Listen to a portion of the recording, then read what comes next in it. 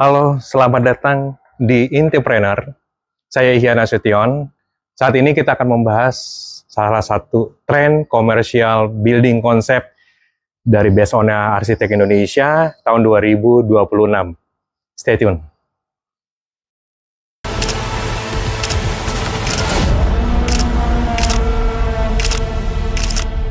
Dari tahun ke tahun, desain tren komersial building itu mengalami banyak perubahan.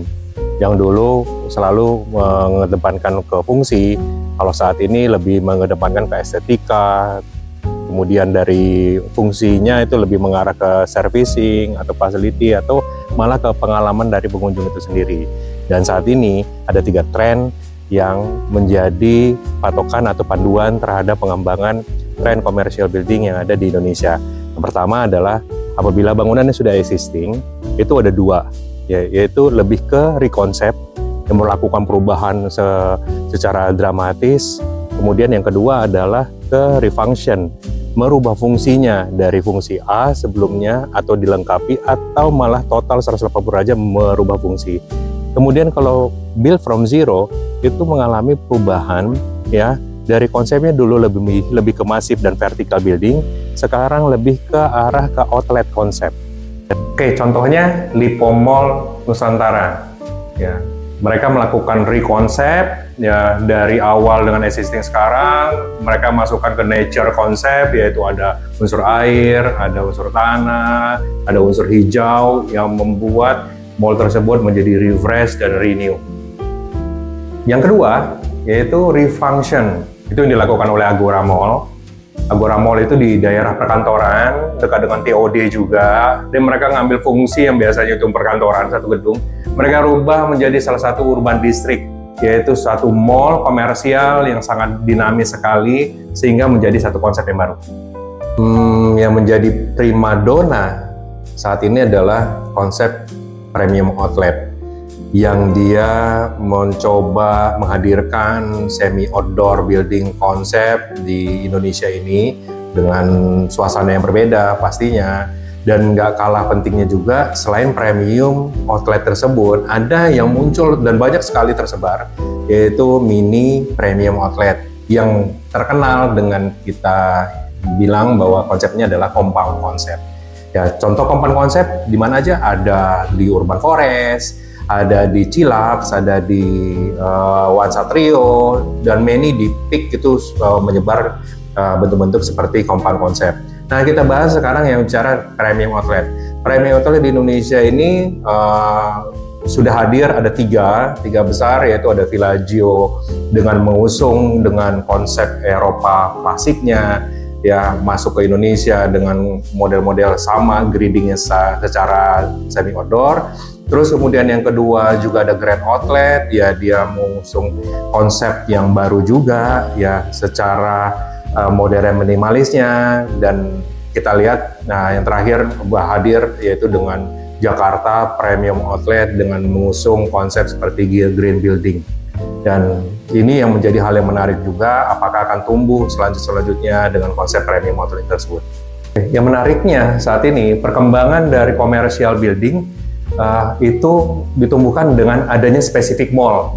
Ya, specific mall itu yang dilakukan oleh IDD di daerah Peak, itu menjadi satu konsep unsur yang benar-benar menjadi satu tren yang ada perkembangan di saat ini. Oke, lalu apa aja sih yang menjadi tren komersial building konsep di tahun 2026, terutama yang ada di Indonesia, yang related terhadap cuaca kita, terus kemudian dia related terhadap komersial konsep development yang ada, dan otomatis related terhadap masyarakat itu sendiri. Jadi kalau kita bicara dari kekuatan atau strength, memang secara konsep yang ada perkembangan selanjutnya, terutama di 2026, commercial building itu selalu mengutamakan dari sustainability, terus bangunan bertumbuh, biofilik, sehingga ramah dengan lingkungan, green konsep, yang itu menjadi satu patokan bahwa sudah mementingkan terhadap customer view yang ada saat ini, sehingga dari endpoint-nya akan mendapatkan secara bisnisnya adalah berulang, sehingga customer juga akan datang lebih mendapatkan fresh konsep, terus kemudian mengutamakan integrasi terhadap lingkungan yang ada di sekitarnya. Oke, dari kita bahas soal kelebihan dari commercial concept building saat ini, pasti ada dong kelemahannya. Kelemahannya udah pasti, nomor satu adalah biaya investasi yang jauh lebih tinggi, dikarenakan bermain dari material, bermain dari inovasi, secara shaping, dari zoning, dari fasad dan sebagainya. Dan yang kedua adalah lebih mengarah ke teknologi. Ya, teknologi itulah yang harus dibangun dari awal dan itu memerlukan biaya yang tinggi. Yang ketiga adalah dari pemeliharaan lingkungan itu sendiri. Otomatis bagaimana recycling dari sampah atau air kotornya dan sebagainya, itu yang harus menjadi acuan dasar dari commercial concept building saat ini. Bagusnya di Indonesia memiliki kepadatan penduduk yang masif, sehingga pihak-pihak investor ataupun pihak pengembang bisa menghadirkan konsep-konsep komersial yang berbeda dibandingkan yang existing saat ini, walaupun jaraknya berdekatan. Dari ancaman pengembangan komersial concept building saat ini adalah kalau misalkan pembangunan itu tidak dibarengi oleh teknologi, maka pembangunan itu tersebut akan menjadi keterbelakang. Ya, sementara teknologi itu sendiri berkembang dengan cepat, otomatis investasi yang ada di saat ini dibangun itu menjadi ancaman tersendiri apabila terjadi atau timbulnya teknologi-teknologi yang baru yang mau nggak mau bangunan ini atau commercial building ini harus beradaptasi kembali dengan nilai yang luar biasa besar. Nah, bagaimana tadi penjelasannya semuanya? Menarik bukan? Bagaimanapun juga commercial building, konsep selanjutnya itu selalu mengedepankan kepada fasilitas, mengedepankan kepada journey, pengalaman pengunjung, sehingga bisa beradaptasi, bangunannya pun dengan konsep bangunan bertumbuh, dan banyak lagi. Itulah yang menjadi dasar dari pembangunan konsep komersial berikutnya.